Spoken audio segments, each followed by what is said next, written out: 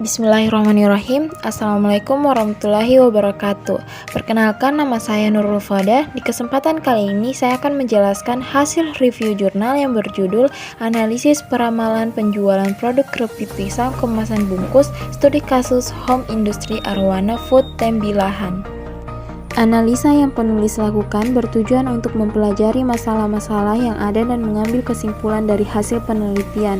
Untuk keperluan tersebut, penulis menggunakan metode kuantitatif, yaitu dengan menggunakan rumus-rumus yang berhubungan dengan metode-metode yang digunakan. Langkah-langkah yang dilakukan pada penelitian ini adalah yang pertama, pendahuluan. Sebelum melakukan penelitian, maka dilakukan penelitian pendahuluan untuk mengetahui permasalahan yang ada pada home industry Arwana Food. Yang kedua, pengumpulan data. Tahap pengumpulan data pada penelitian ini menggunakan data primer dan data sekunder. Data sekunder merupakan data yang diperoleh langsung dari perusahaan yang berbentuk dokumen atau catatan perusahaan. Adapun data sekunder yang dibutuhkan dalam penelitian ini adalah yang pertama, data profil home industry Arwana Food, struktur organisasi, lokasi perusahaan, jumlah karyawan, dan jadwal kerja karyawan. Yang kedua, data penjualan keripik pisang kemasan bungkus selama 3 tahun. Langkah yang ketiga yaitu pengolahan data. Setelah data diperoleh, maka langkah selanjutnya adalah mengolah data dengan menggunakan program aplikasi komputer yaitu software, QM atau quantitative method.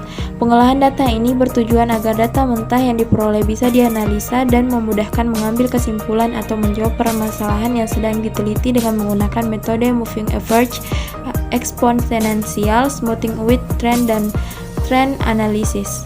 Yang keempat, analisis. Analisa yang penulis lakukan bertujuan untuk mempelajari masalah-masalah yang ada dan mengambil kesimpulan dari hasil penelitian. Untuk keperluan tersebut, penulis menggunakan metode kuantitatif, yaitu dengan menggunakan rumus-rumus yang berhubungan dengan metode-metode yang digunakan. Yang kelima, kesimpulan. Dari hasil pengolahan data dan analisa, maka dapat ditarik kesimpulan yang dapat menjawab rumusan masalah. Hasil analisis. Data penjualan. Sebelum pengolahan data dilaksanakan, sebaiknya melakukan plot data terlebih dahulu, karena dari plot data kita dapat mengetahui pola aliran data yang akan kita ramal sehingga memudahkan kita dalam melakukan peramalan. Berdasarkan plot data dari hasil data penjualan aktual, dapat disimpulkan bahwa data berdistribusi bersifat musiman. Hal ini berdasarkan plot data yang telah dilakukan cenderung turun naik. Hasil analisa peramalan setiap metode. Yang pertama, metode moving average. Untuk mendapatkan hasil peramalan yang lebih efektif, maka kita menggunakan metode rata-rata bergerak sebanyak 2 periode, yaitu periode 1 dan periode 2. Moving average dengan periode 1. Berdasarkan pada tabel didapat nilai forecast permintaan untuk periode berikutnya sebesar 1.368 bungkus. Nilai MAD sebesar 2.126.286, MSE sebesar 8.639.914 dan bias sebesar 12, sedangkan standar error sebesar 3.027.135. Berdasarkan output tersebut, maka kita dapat artikan bahwa tingkat kesalahan penggunaan metode ini sebesar 2.126.286 untuk MAD, 8.639.914 untuk MSE. Moving average dengan periode 2. Berdasarkan tabel, didapat nilai forecast penjualan untuk periode berikutnya sebesar 12.695 bungkus. Nilai MAD sebesar 2.197.794, MSE sebesar 8.935.798 dan bias sebesar 188.971, sedangkan standar error sebesar 308.128. Berdasarkan output tersebut, maka dapat kita artikan bahwa tingkat kesalahan penggunaan metode ini sebesar 2.197.794 untuk MAD dan 8.935.798 untuk MSE.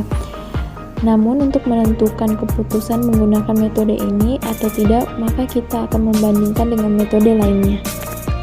Sebagai bahan perbandingan awal, dapat kita bandingkan di antara kedua model rata-rata bergerak periode 1 dan 2. Dari pengolahan data didapat nilai MAD1 yaitu 2.126.286 lebih kecil dari MAD2 yaitu 2.197.794 dan nilai MSE1 yaitu 8.639.914 lebih kecil dari MSE2 yaitu 8.935.798. Sehingga dapat disimpulkan untuk sementara bahwa model rata-rata bergerak periode 1 lebih baik dibandingkan periode 2 karena nilai MAD dan MSE periode 1 lebih kecil dibandingkan periode 2. Hasil analisa peramalan setiap metode yang kedua yaitu metode exponential smoothing with trend alpha 0,5 dan beta 0,5. Dari output pada tabel didapat bahwa nilai forecast untuk periode berikutnya yaitu sebesar 1.321.469, nilai MAD sebesar 2.632.664, nilai MSE sebesar 112.759 dan bias mean error sebesar 142.113 dan standar error sebesar 3.458.221. Berdasarkan output tersebut dapat kita artikan bahwa tingkat kesalahan peramalan penjualan sebesar 2.632.664 untuk MAD dan 112.759 untuk MSE. Hasil analisa peramalan setiap metode yang ketiga yaitu metode trend analysis.